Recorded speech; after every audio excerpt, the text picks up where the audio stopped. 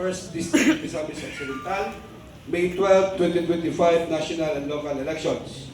We, the undersigned members of the Provincial Board of Canvassers, do hereby certify under oath that we have duly canvassed the votes cast in 9 municipalities and 1 city for the 1st District of Misamis Occidental for member of House of Representatives in the elections held on May 12, 2025.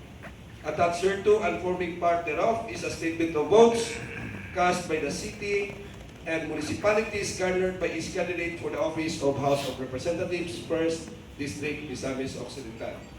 That after such canvass, it appears that Almonte Jason NP garnered 122,329 votes in the office of the member of House of Representatives, 1st District, the same being the highest number of votes legally cast for said office.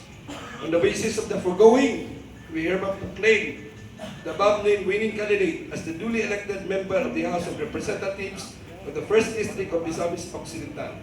And with this whereof, we hereby affix our signatures and imprint our thumb marks in the province of Misamis Occidental this May 13, 2025. Congratulations.